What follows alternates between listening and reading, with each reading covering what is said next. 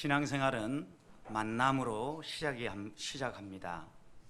좋은 사람을 만나야 되고, 좋은 교회를 만나야 되고, 또 우리의 인생의 가장 좋은 분이라고 우리가 고백하는 예수님을 만나야 합니다. 여러 만남 가운데서도 가장 중요한 만남은 예수님과의 만남입니다. 예수님이 나를 위하여 이 땅에 오셨고, 예수님이 나를 위해서 십자가 위에서 죽으셨다는 이 십자가 구속을 분명히 믿고 예수 그리스도를 나의 삶의 주인으로 받아들이는 이 사건을 우리는 거듭남의 사건이라고 이야기를 합니다. 우리가 예수님을 이렇게 만나고 이렇게 예수님을 나의 구원자로 영접할 때, 그때 신앙생활은 시작합니다. 그런데 생각해 보십시오. 우리가 하나님 앞에 나와서 하나님을 찾고 좋은 사람을 따라서 교회에 나오게 되어지고, 좋은 교회 안에서 풍성한 신앙의 교제를 나눠도 하나님이 먼저 우리를 찾아오지 아니하시고 하나님이 우리에게 하나님의 어떤 분인가를 알려주지 않으면 그 누구도 예수 그리스도를 개인의 구원자로 또 삶의 주인으로 영접할 수 없다는 점입니다. 그런 점에서 예수님과의 만남은 하나님께서 우리에게 찾아오시는 사건이고, 하나님 우리에게 찾아오셔서 하나님이 어떤 분인가를 하나하나 보여주시는 사건이라고 할 수 있습니다. 여러분, 하나님 우리에게 보여주시니까 하나님이 어떤 분인가가 깨달아지는 거죠. 많은 사람들이 성경을 읽습니다. 그런데 모든 사람이 성경을 읽었다고 해서 그 성경에서 예수님이 누구인가를 발견하고 예수님이 나의 죄 때문에 십자가에 죽었다라는 것을 고백하지는 않습니다. 왜냐하면 성경 말씀을 통하여서 우리들이 이런 은혜를 받도록 하나님이 찾아오셔야 되고, 하나님께서 그 성경 말씀을 깨닫도록 깨우쳐 줘야 돼요. 우리는 그것을 하나님이 우리에게 하나님이 어떤 분인가를 보여주시는 사건이라고 이야기합니다. 계시라고 이야기하죠. 우리가 이 세상을 살아가는 동안 자연 환경을 통하여서도 하나님이 어떤 분인가 희미하게 압니다. 거대한 폭풍우가 몰려오는 걸 보면서 이 자연 세계를 주장하고 움직이시는 창조주 하나님이 계시다는 사실을 깨닫잖아요. 또 여행을 하면서 기가 막히고 아름다운 자연 환경을 보면서 이렇게 누군가가 디자인하고 조각을 했겠구나, 우리는 생각을 합니다. 그러면서 그렇게 조각한 분, 이런 지혜를 가지고 세상을 다스리는 분 하나님이라고 어렴풋이 알지요. 그런 점에서 우리는 이런 계시를 일반적 계시다 이렇게 이야기하지 않습니까? 그런데 이런 일반적 계시만으로는 예수님이 나의 죄 때문에 십자가에 죽었다든지 하나님께서 나를 위해서 자신의 모든 것을 내어주며 사랑하신다라는 것을 다 알지는 못해요. 하나님께서 이것을 깨우쳐 주시기 위하여서 우리에게 예수님을 직접 보내어 주시고 보고 경험하게 하시고 말씀이신 예수님을 통하여서 하나님 나라가 어떤 것인가를 깨우쳐 주셨을 뿐만 아니라 그분이 가르치는 삶, 그분이 가르치는 말씀, 또 그분이 보여주신 모든 것들을 그 주변에 있는 여러 제자들, 그리고 하나님의 은혜를 덧입은 사람들에 의해서 성경이 쓰여지게 한 것이지요. 그리고 그 성경을 읽는 사람들마다 하나님께서 눈을 열어주시고 마음을 열어주셔서 하나님이 어떤 분인가 알 수 있도록 깨닫게 해주시는 겁니다. 우리 이걸 가르쳐서 특별 계시라고 얘기합니다. 어떤 사람도 신앙생활하기 위해서 이런 하나님의 찾아오심과 특별 계시가 없이는 하나님을 바로 알고 하나님을 바르게 섬길 수 없다는 것입니다. 성도 여러분, 우리들이 하나님의 말씀을 들을 때마다 우리의 가슴이 뛰지 않습니까? 하나님 말씀을 들을 때마다 뭔가 움직임이 느껴지지 않습니까? 왜 이런 일들이 우리 안에 벌어집니까? 하나님 우리에게 찾아오셔서 새 생명을 심어주셨기 때문입니다. 그 말씀이 우리를 움직이기 때문입니다. 하나님의 말씀이 단순히 그냥 좋은 책이 아니라, 좋은 교훈을 담은 그런 교훈서가 아니라 생명이 담겨있는 생명의 책이기 때문입니다. 그래서 하나님께서는 디모데후서 3장 16절 말씀을 통하여서 모든 성경은 그냥 인간의 지혜와 경험을 기록한 책이 아니라 하나님의 감동으로 된 것이요, 그리고 이 감동으로 쓰여진 성경 말씀이야말로 우리를 교훈하고 책망하며 바른 길로, 구원에 이르는 길로 인도하기에 충분하다고 가르치지 않습니까?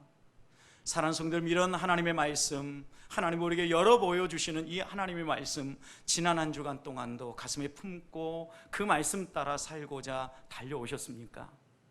저는 우리 보배교회 성도들이 하나님의 말씀이 이끄시는 대로 살아가는 성도들이 될 수 있기를 주님의 이름으로 먼저 축복합니다.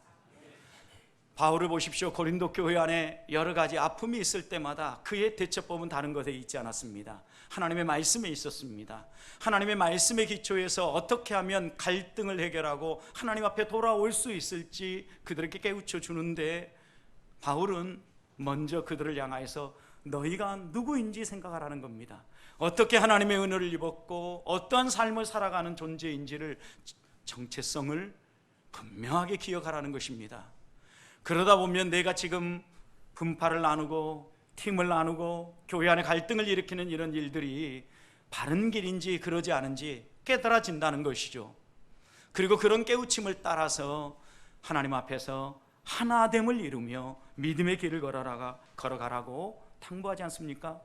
지난주에 살폈던 것처럼 분명히 우리 주님은 다시 오시는데, 그 다시 오시는 그날 하나님께서 칭찬하는 사람도 있고 책망할 사람도 있을 텐데, 어떤 사람이 칭찬을 받습니까?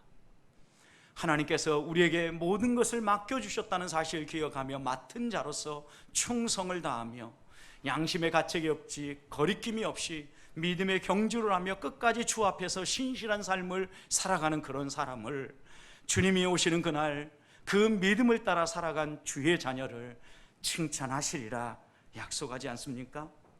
그런데 오늘 바울은 함께 읽은 말씀을 통하여서 하나님 앞에서 양심의 가책이 없고 부끄러움이 없는 삶을 살기 위해서 하나님이 우리에게 주신 말씀, 기록된 말씀 밖으로 넘어가지 말라 말씀하십니다. 적어도 성도가 살아가야 될 삶의 자세가 무엇인지에 대해서, 성도의 삶의 기준은 무엇이며 자세는 무엇이며 그런 자세로 살아갈 때 어떤 삶이 묻어나야 되는지를 말씀 밖으로 넘어가지 말라는 이 말씀 통하여 교훈하고 있는 겁니다. 사랑하는 성도 여러분, 성도는 말씀을 따라 살아가는 사람입니다. 말씀이 없어져 버린다고 하면 성도의 본질이 흔들리는 것입니다. 말씀이신 예수님을 놓쳐버리는 것이고, 하나님이 특별 계시로 우리에게 주신 이 말씀을 우리는 가까이 하지 않으면 놓쳐버릴 수밖에 없습니다. 지난 주간 동안 이 말씀을 읽고자 마음속에 품었고 읽은 말씀을 묵상하며 그렇게 살고자 애를 쓰셨습니까? 아니, 그것을 하기 어려우셨다고 하면 주일 주신 말씀, 수요일 주신 말씀, 금요일 주신 말씀, 그리고 매일 새벽마다 주신 말씀 마음에 새기면서 그 말씀대로 살고자 몸부림치셨습니까? 하늘의 은혜를 구하셨습니까? 저는 우리 보배교회 성도들이 한 주간을 지낼 때마다 매일 살아갈 때마다 내 삶이 그 말씀 앞에 서 있는가, 말씀 밖으로 혹시 넘어가지는 않았는가 살피면서 말씀의 사람들로 살아갈 수 있기를 소망합니다. 성도 여러분, 말씀은 성도의 삶의 기준입니다. 오늘 6절 말씀을 보십시오. 형제들아, 내가 너희를 위하여 이 일에 나와 아볼로를 들어서 본을 보였으니 이는 너희로 하여금 기록된 말씀 밖으로 넘어가지 말라 한 것이다 말씀하지 않습니까? 성도 여러분, 바울은 함께 동역하는 아볼로와 함께 본을 보였습니다. 어떤 본을 보입니까? 기록된 말씀 안에서 살아가는 삶으로 본을 보인 겁니다. 그러면서 그 말씀 밖으로 고린도 교회 성도들도 넘어가지 말라고 가르치고 교훈하고 또 이끌고 있다는 말씀입니다. 어떤 말씀입니까?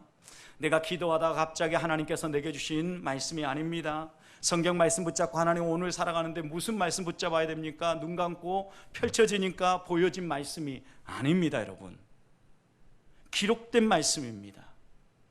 기록된 말씀이라는 이 말씀을 통해서 우리에게 분명하게 바울은 교훈하고 있는 겁니다.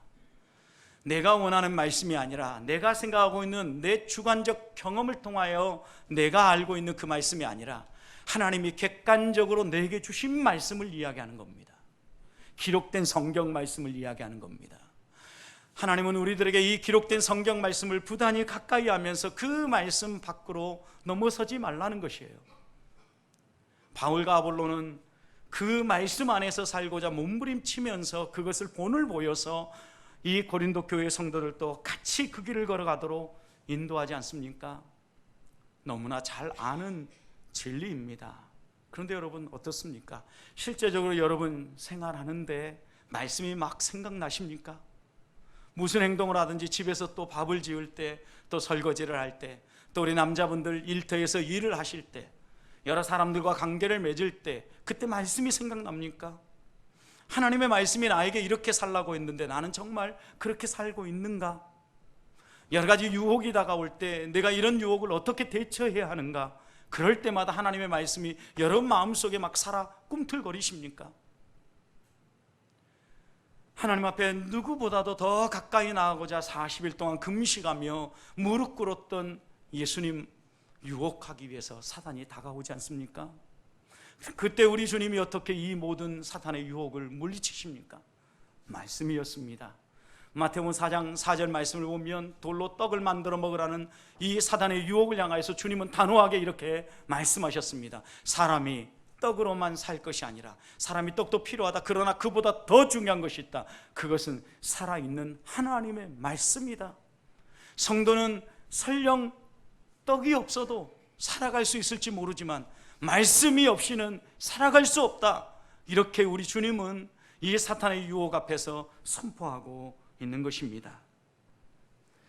하나님의 말씀 분명히 우리가 이렇게 가까이 하고 또 내가 품고 나아가면 그 하나님의 말씀이 진리라는 사실을 하나님은 깨우쳐 주시고 우리의 삶에서 그 하나님의 말씀의 능력을 맛보게 해 주십니다. 우리가 이 말씀의 맛을 맛보아 알아야 합니다. 그래서 시인 다윗은 우리를 향하여서 시편 곳곳에서 하나님의 선하심, 하나님의 말씀의 신실하심을 맛보아 알아라. 저는 우리 보배교회 성도들이 하나님의 말씀의 맛을 맛보아 알 수 있기를 소망합니다. 모든 성경이 정말 오류가 없고 진리의 말씀이고 이 말씀대로 하나님이 이루신다는 것을 분명히 믿는다고 하면 그 말씀 붙잡고 하나님 앞에 가까이 나아가야 합니다. 그 말씀을 붙잡고 하나님 앞에 가까이 나아가면 나아갈수록 하나님께서 우리들에게 그 말씀을 통하여서 흘러나오는 새 힘을 분명히 주실 것이라는 말씀입니다. 많은 사람들이 말씀을 내가 붙잡아야 될 말씀, 내가 지킬 수 없는 말씀, 이것은 아무에게 주시는 말씀, 내 나름대로 말씀을 분류해버리곤 합니다. 예수님 당시에도 그 당시 종교 지도자들은 예수님은 구약을 부정하는 사람이라고 생각을 했습니다. 오해한 것이지요.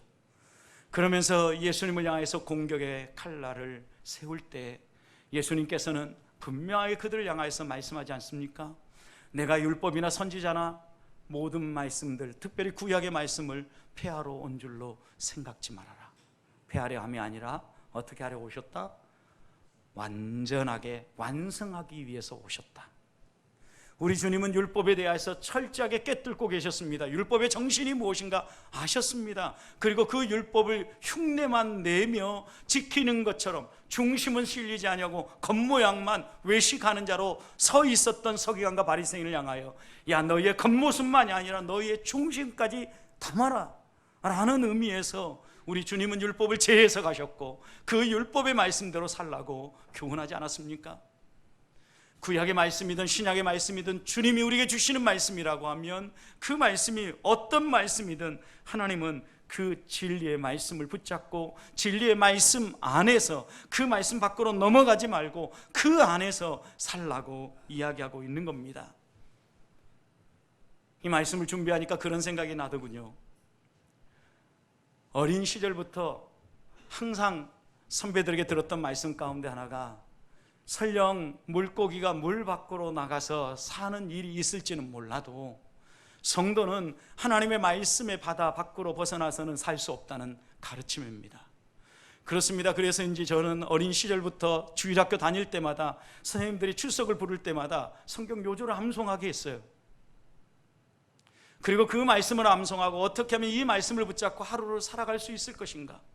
그래서요 중학교 고등학교 시절은요 학교 가기 전에 반드시 예배당에서 기도하고 가라고 교육했어요. 학교 가는 길이 저희 집에서 직선으로 가는 길이 있었음에도 불구하고 예배당에 들려서 하나님의 말씀 묵상하고 기도하고 그리고 하루의 일과를 시작하며 학교에서 공부했던 청소년 시절이 생각이 납니다. 성도님, 우리들도 얼마든지 그렇게 살아갈 수 있지 않습니까? 근데 왜 이런 것들을 잊어버리고 있습니까? 이 아름다운 전통, 어떻게 생각해 보면 성도가 성도답게 살아갈 수 있는 가장 중요한 말씀을 우리가 한 주일 동안도 한 번도 열어보지 아니하고 먼지 풀풀 날리게 만들었다가 털어 주일 예배 때 가지고 나오는 이런 삶 내려놓아야 합니다. 여러분, 성경 말씀 들고 다니는 게 좀 무겁습니까? 여러분, 성경 말씀 들고 오려고 하니까 좀 보는 사람들에게 좀 민망합니까? 당당하셔야 합니다. 성경 말씀 들고 오시기 바랍니다. 저는 원하는 것은요, 앞에 PPT 이런 거 띄워주는 거 원치 않아요. 그냥 여러분들이 성경책 보고 예배하기를 더 원해요. 왠지 아세요, 여러분? 이 영상이라는 것은요, 한계가 있어요. 우리의 뇌, 우뇌와 자뇌를 자극하는 것 가운데요, 상상하고요, 하나님을 바라보게 만들고요, 하나님을 꿈꾸는 것을요 방해해요. 근데 이 텍스트로 여러분이 성경을 보고요, 찬송을 보고요, 그러면서 하나님을 찬양하잖아요. 우리 안에요 풍성한 하나님을 향한 기대와 꿈이 생겨나요. 그런 점에서요, 말씀을 가까이 하고 또 말씀을 들고 다니고요, 여러분 교회 안에 필요한 사람들을 위해서 성경책을 비치해 놓지만 여러분이 애지중지하고 아끼는 성경 들고 다니시기 바랍니다. 그러면서 우리가 하나님 앞에 더 가까이 나아가야 합니다. 그 말씀 앞에 서야 합니다. 그리고 이 말씀이 우리에게 교훈하는 말씀의 테두리 안에서 한 발 한 발 걸어가야 합니다. 우리 주님은 분명히 이렇게 말씀하셨습니다. 너희가 나를 사랑하면 나의 계명을 지키리라. 성도는 우리가 말씀을 가까이 하고 그 말씀을 묵상하고 그 말씀이 우리에게 교훈하는 대로 반응하며 기도하면은요, 하나님을 사랑하는 만큼 그 말씀을 반드시 지키게 되어 있다는 것입니다. 우리의 삶에 하나님의 말씀대로 살라는 의미에서 말씀 밖으로 넘어서지 말라고 바울은 교훈하고 있는 겁니다. 사랑하는 성도 여러분, 나의 삶의 기준은 무엇입니까? 오늘 이 시간 다시 한 번 더 깊이 새겨보십시다. 그리고 나를 움직이는 힘, 나의 삶의 기준이 말씀이 되어져서 말씀이 이끄시는 대로 순종하며 따라가는 성도들 되시기를 축복합니다. 그런데 이렇게 말씀의 테두리를 넘어서지 아니하고 말씀 안에서 말씀이 이끄시는 대로 살아가는 삶의 자세가 어떤 자세입니까? 6절을 보십시오. 후반절 보시면 그 자세가 분명히 나오죠. 기록된 말씀 밖으로 넘어가지 말라 한 것을 우리에게서 너희가 배워 그랬어요. 하나님의 말씀 테두리 안에 있는 이 삶을, 본을 보인 우리의 삶을 통해서 배워서 그 다음 어떤 삶의 자세가 나옵니까? 배우면 서로 대적하여 교만한 마음을 가지지 말게 하려 함이라. 여러분, 우리가 말씀의 테두리 안에서 본을 보이는 믿음의 선배들의 삶을 보면서 우리가 배우는 것은요, 서로 대적하며 싸우는 것이 하나님이 원하시는 게 아니라는 것을 깨닫는 거예요. 그리고 대신 어떤 마음을 갖는 거예요? 여러분, 대적하고 다투고 싸우는 이런 것은 교만한 마음으로부터 나온다는 거예요. 그래서 바울은 이런 교만한 마음을 갖지 아니하고 겸손한 마음, 섬김의 자세를 가지라고 교훈하고 있는 겁니다. 여러분, 고린도 교회 성도들의 모습을 보십시오. 7절 8절을 보면 그들은요, 하나님 앞에서 그들 나름대로 신앙생활하면서 자부심이 있었던 것 같습니다. 그런데 이 자부심이요, 곁길로 가고 있어요. 어떻게 가고 있습니까? 7절 보십시오. 누가 너를 남달리 구별하였느냐. 여러분, 이 말씀의 의미는 뭐예요? 그들은 나는 남달라, 나는 특별해, 나는 너희들과 다른 존재야, 이렇게 생각하고 있었다는 거예요. 이어서 그래서 바울은 또 질문합니다. 너희가 가지고 있는 것 가운데 받지 아니한 게 어디 있느냐? 자기가 가진 것들을 자랑한 거죠. 나는 이것도 있고 저것도 있고, 나는 방언의 은사도 받았고, 나는 이런 능력도 있고, 나는 이런 좋은 선생님 밑에서 배웠고, 여러 가지 것들을 자랑하고 자기 가진 것을 뽐내는 겁니다. 그러니 교회가 갈라지고 흐트러지는 거예요. 그런 그들을 향하여서 바울은 뭐라고 얘기합니까? 너희가 가진 그 모든 것 곰곰이 생각해봐라. 받지 않은 것 있느냐? 다 받지 않았느냐? 여러분, 받았다는 의미가 뭐예요? 내가 노력해서 얻어낸 것이 아니라, 내 것이 아니라 하나님이 내게 주셔서 맡아 있는 것이라는 의미예요. 또 이어서 보십시오. 그런데 7절 후반절 보니까 어찌하여서 받지 않은 것처럼 마치 너가 얻어내고 너의 것인 것이냐 자랑하느냐, 분명히 이야기하지 않습니까? 8절도 이어보십시오. 그들은 특별하다고 이렇게 이야기했을 뿐만 아니라 거기에 더 나아가서 그들은요 완전히 왕노릇합니다. 어떤 왕노릇합니까? 여러분 8절, 너희가 이미 어때요? 배불러요. 충분하다고 생각해요. 그 다음 이미 풍성해요. 부족한 게 없다라고 생각하는 겁니다. 그리고 바울과 아볼로와 믿음의 사역자들이 없이도 그들은 뭐가 되었어요? 왕이 되었어요. 바울이 정말 원하는 것은요, 정말 그들이 하나님 앞에서 왕 같은 제사장으로 왕이 되는 걸 원해요. 그런데 이들의 지금 현재의 자세는요, 세상적으로 자기를 뽐내며 자랑하며 군림하는 자처럼 자신들을 드러내고 교회에서 신앙생활한 거예요. 그러니 교회 안에 갈등이 끊이지 않는 겁니다. 이 말씀을 통하여서 바울이 우리에게 교훈하는 바가 무엇입니까?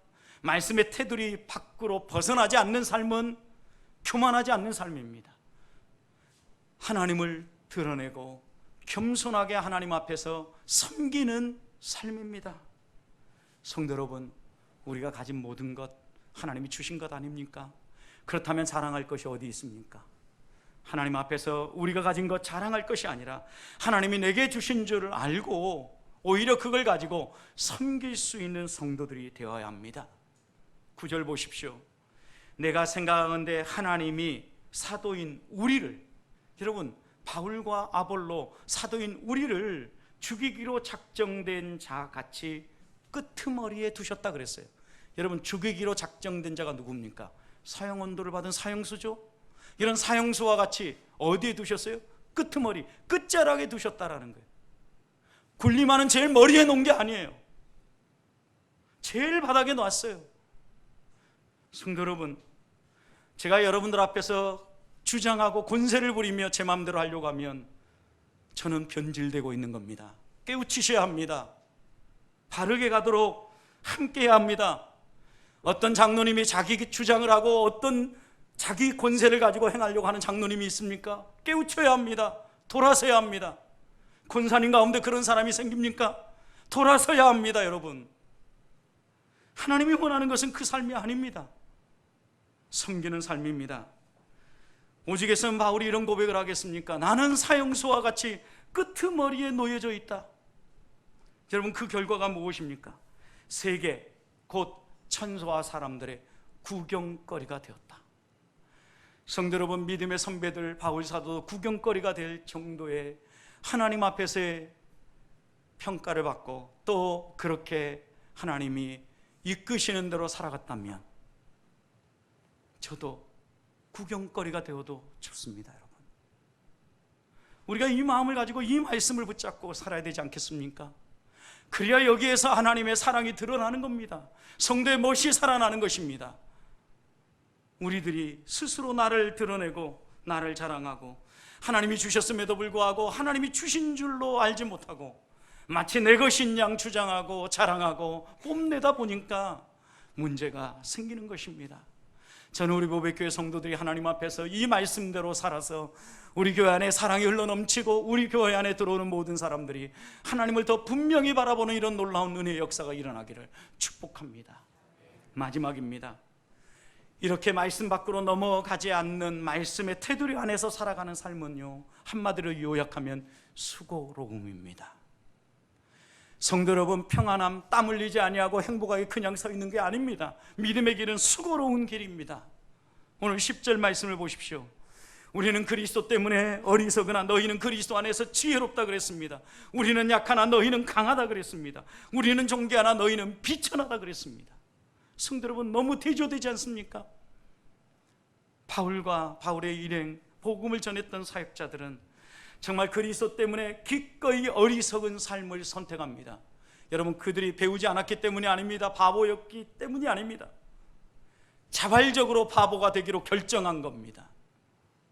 스스로 자신을 비우고 우리에게 모든 걸 내어준 인간의 몸을 입고 이 땅에 오신 우리 주님처럼 그 주님을 본받아서 살아가는 것입니다.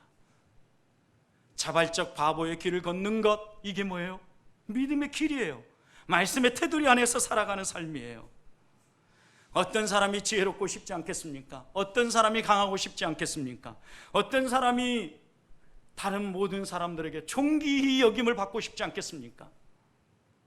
바울은 분명하게 이야기를 합니다. 아마 우리들도 하나님 앞에서 지혜로운 삶과 어리석은 삶, 또 비천한 삶과 존귀한 삶, 약한 삶과 강한 삶, 이런 것이 있다고 하면 당연히 존귀한 삶, 강한 삶, 다른 모든 사람들에게 인정받는 이런 삶을 선택하고 싶을 것입니다.